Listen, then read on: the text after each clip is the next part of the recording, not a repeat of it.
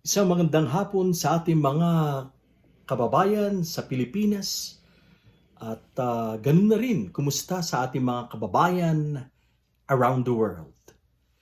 Nagbabalik po si Manong Rayman at bago po tayo mag-umpisa, gusto ko pong pasalamatan ang The Best Barber, mga kababayan. Nagbigay po ng aking magandang gupit. Napakalinis, mga kababayan. Walang iba, si Paring Balls. Yan. Siya po ang the best barber in Calgary, mga kababayan. Shoutout po sa inyong lahat. Ganun na rin po sa mga matitinong Pilipino, sa mga makabayang Pilipino at may pagmamahal sa bansa. Yan. Mga kababayan, una ko pong gustong talakayin ay tungkol po sa lumalabas na pagbaliktad ng sinasabing alias Rene. Ito po yung dating nasa Kingdom of Jesus Christ, kinuha po nilang isa sa mga witnesses, star witnesses noon sa trial sa Senate, mga kababayan.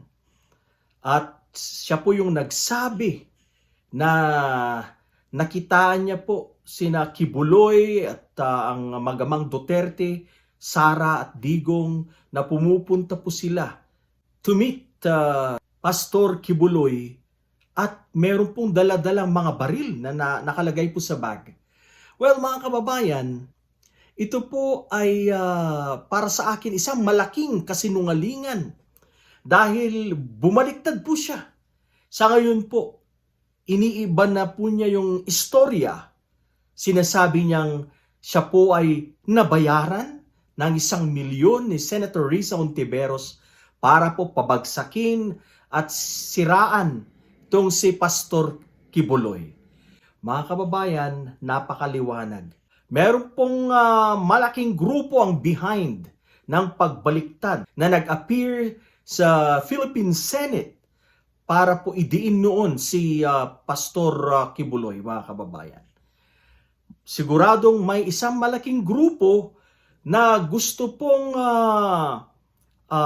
baliktarin para po lumakas ang kanilang laban sa kaso. Alam po natin na nakakulong ngayon, nasa kulungan si Pastor Kibuloy, and he's still waiting for the verdict na alam po natin matagal pa po ito dahil ang dami po niyang kaso na patong-patong itong pastor po na ito na napakalapit sa mga Duterte, mga kababayan. Ano naman kaya itong istorya o drama na ginagawa ng mga kampo ng DDS, mga kababayan? Sigurado na kasabwat na naman po dito ang mga DDS.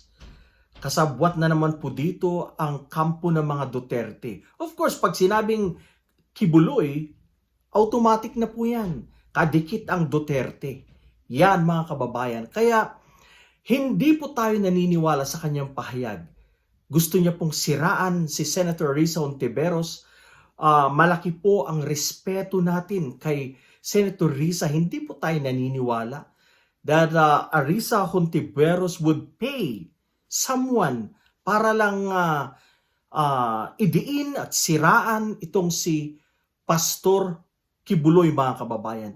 Ayon po kay Senator Risa na ito po ay walang katotohanan, ito po ay malaking kasinungalingan. Hindi niya po gagawin yan, mga kababayan. Gumagapang, gumagalaw na naman po ang kampo ng mga Duterte, ang grupo ng mga makakibuloy, mga kababayan. Gusto po nilang baliktarin ang kung ano po yung mga pahayag ng mga witnesses noon. Alam nyo, itong sinabi ng alias Rene na to na hindi lang daw po siya, pati rin po yung mga ibang witnesses. Yan po ang kanyang sinasabi. Pero mga kababayan, mahirap paniwalaan. Alam ko pong si Senator Hontiveros ay malayo po yung kanyang pinagbibintang o kanyang ibinibintang kay Sen Risa, itong alias Rene na to. Maliwanag na ito ay gusto lang siraan si Senator Risa at ganun na rin para magkaroon po ng pag-asa yung kaso ni Pastor Kibuloy dahil Alam po natin na sa lakas po ng mga ebidensya, tagilid po itong si Pastor Kibuloy. Alanganin na itong si Pastor Kibuloy ay makakalaya pa muli, mga kababayan. Alanganin po yan. Sa isang banda, mga kababayan, nakikita po natin na itong move na ginawa ng alias Rene na to, maaari po siyang tinakot, maaari po siyang pinagbantaan, siguro po natuntun po siya ng mga tauhan ni Kibuloy, tauhan ng mga Duterte, at tinakot. Maybe, I'm just presuming na posible pong pinagbantaan ng kanyang buhay at buhay ng kanyang mga kamag-anak. Kaya ganito po ang kanyang pahayag ngayon. Nagbago ang ihip ng hangin, mga kababayan. So, posible po yan na isang anggulo kung bakit niya ginagawa ito ngayon. Yan, mga kababayan. At isa pa na isang anggulo na nakikita po natin, posible din dahil sa ngayon, napakainit po ngayon ng issue ng impeachment. Posible po na gusto lang po nilang i-divert ang issue, gusto lang po nilang i-divert ang attention sa impeachment trial ni Sara Duterte sa Senate, mga kababayan. Kaya po nila pinalabas itong pagbaliktad ng alias Rene na to, na sinasabing binayaran sila ni Risa Hontiveros ng 1 million, mga kababayan. So ito po yung mga anggulo na nakikita po natin kung bakit po niya nagawa ito. Maaring siya nga ay tinakot or pinagbantaan ng kanyang mga kapamilya. At ang pangalawa ay to divert yung nga pong impeachment trial na atin pong hinihintay sa Senate na napakatagal pong mag-umpisa. Alam niyo po, kung ganitong mga issues or mga pangyayari, nakikita po natin napakaliwanag na gumagawa po sila ng paraan. Kaya po marami po sila mga dilatory tactics.